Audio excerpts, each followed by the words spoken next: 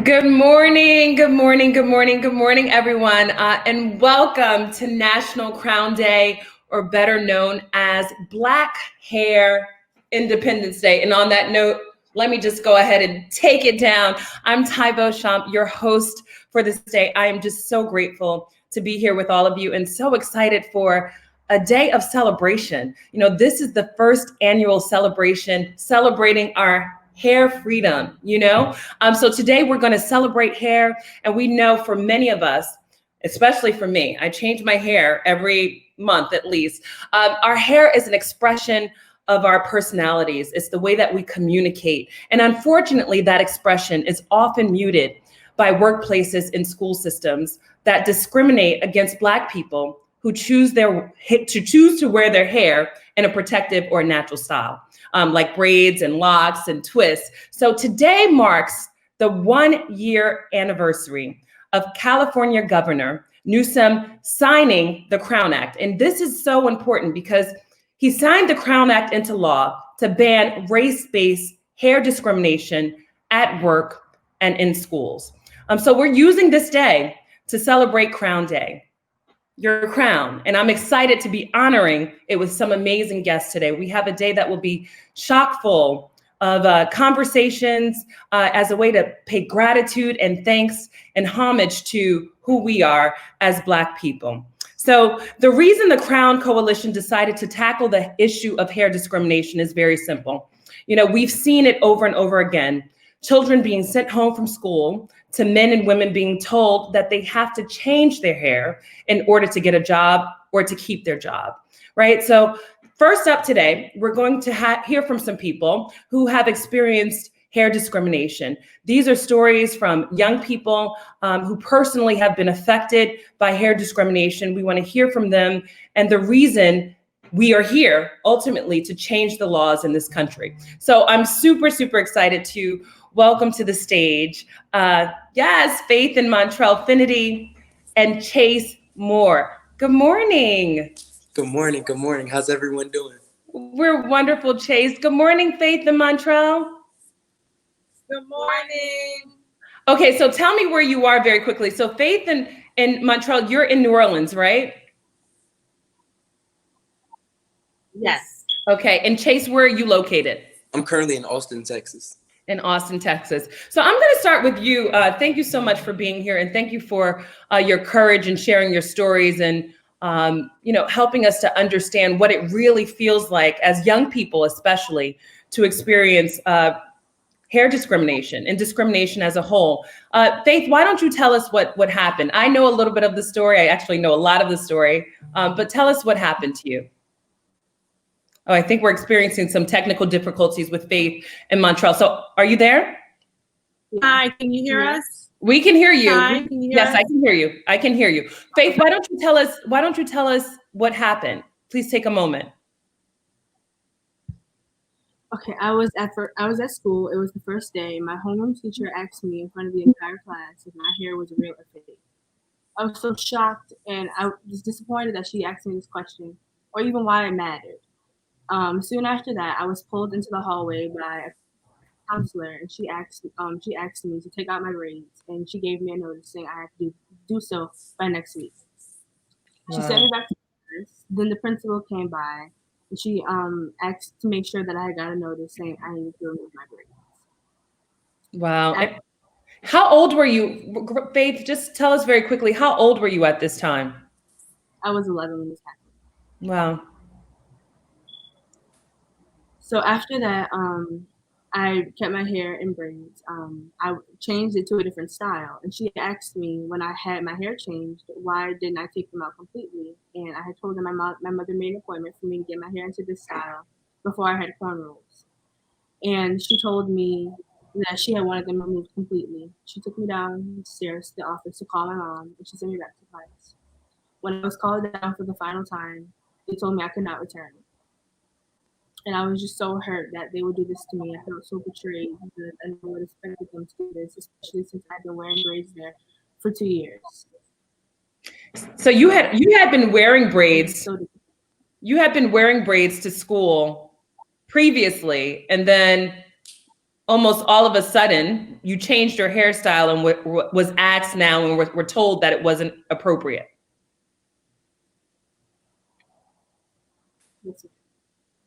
Yeah, the school implemented a new policy over the summer saying the kids couldn't have braids. And she had been there without an issue. And we asked the principal why.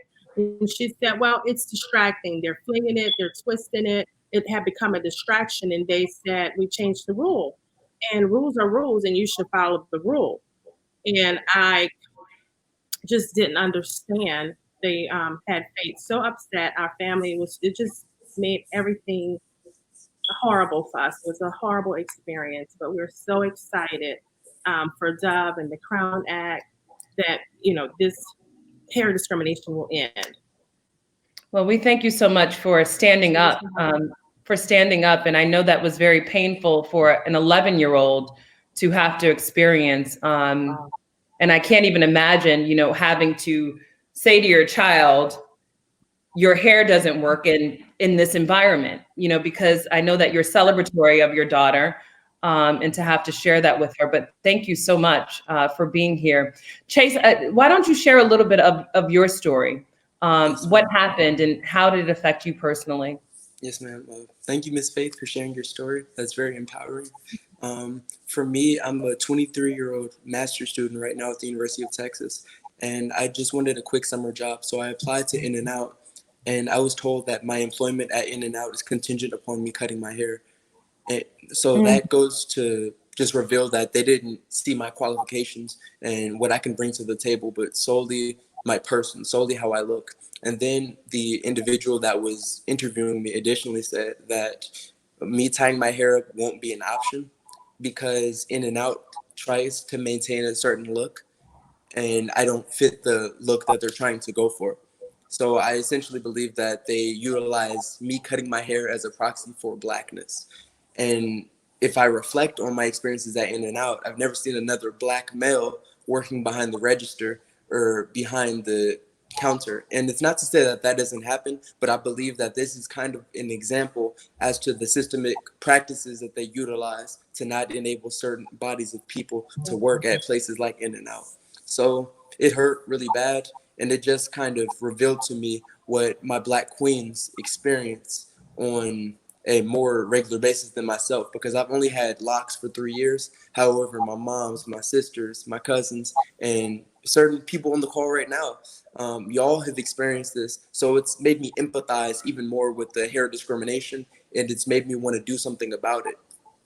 Wow. Well, thank you so much. And I mean, to imagine here you are working, looking to get employment, and, to be discriminated against so blatantly in an effort to gain employment. How did the community rally behind, both of you? Because I know in that experience, you must feel alone in some way, right? And isolated and ostracized. But there has been some community support. So what type of support did you receive from the community? I'll say that I've received a nice amount of support, honestly. I posted a quick video online of my experience on the Twitter, and then the video captured a certain amount of attention that was really positive. I had CBS Austin reach out to me, and they were able to feature and highlight the story. I've had other Black individuals around the Austin community reach out and support me. I've even had the Joy Collective. I've had the opportunity to speak with Mrs. Richardson and some of her team as well. So I've had a great amount of support. There has been a little bit of the opposition, as I like to call it, social media trolls, people that'll pester you or, direct message you, derogatory racist threats and, things like that. But I've kind of not allowed that energy to say why I'm here, why I'm speaking upon these things. Understood. Well, thank you so much, Chase, for sharing, for being so emboldened, and to share your story, and also to be an example for other young Black men about how to stand up, and to be your authentic self. So we celebrate you for that, and thank you. Faith, tell us about how the community rallied behind you. I've gotten so much support from all over the world, and I'm so thankful for it. I attended Black Girls Rock Award show. That was really inspiring and a confidence boost to see so many powerful Black women. And I'm just so happy that, you know, something good is coming out of all the pain that happened. And I'm all the people who thank me for standing up, and I'm just so happy that I decided to do so. You know, I had the pleasure of spending time with Faith at Black Girls Rock, and we also had a wonderful time, you know, shopping, and I remember just feeling the pain that you felt from that experience, but wanting to elevate you and lift you up. And I see that you've just grown so amazingly well. We have a couple of minutes, so I would love to very quickly just hear, how have your friends reacted? I mean, I see that you're still wearing your locks chased, and I love it. And Faith, you have your braids. How have your friends responded to your leadership? For me, my friend, you ladies first. My friends are very nice and supportive. Even one of my friends actually braided her hair for me. It was really sweet. They were all super nice and supportive, even their parents. And I was just, you know, so thankful that my friends were so kind to me. Even at my new school, they were all so nice. And I still am friends with many of them. Wonderful. You can tell that you have a lot of confidence and you stand in your confidence now. And so I love that. I love seeing that. And Chase? I don't know. I've just had so much support from my friends. They've really stood by me, and I believe that I wouldn't be as emboldened or as empowered as I am to speak upon, you know, speaking truth to power unless I had a great support system, a great mom, a great brother, and just great people just in my corner. So they've all been extremely supportive, and many of them have asked how they can help advocate to change, you know, issues such as this on a more regular basis. Montreal, I would love to ask you, because, you know, what advice would you give to parents, you know, that have gone through this and experienced this? To be confident, to be encouraged, to stay strong. I had to let Faith see me take a stand for her, to do the right thing. And I think that's what we have to do. We have to stay strong. We have to, you know, let our children know that a lot of times doing the right thing isn't easy, but we have to do it. We have to say no to discrimination, to racial injustice. We have to take a stand. Thank you so much. I think that that's encouraging. In the perspective is that you standing in your truth is what serves as an example for your child to stand in their truth. And, you know, I will tell you that you both, and Chase and Faith, have been an amazing example to the community at large about being emboldened, in standing who we are, to walking with our heads held high, to celebrating our crowns, our locks, our twists, our braids, our naturals, all the things. So thank you so much for being here with us. We appreciate you, sending you all the best. And I look forward to seeing you all soon. Thank you so much for sharing with us.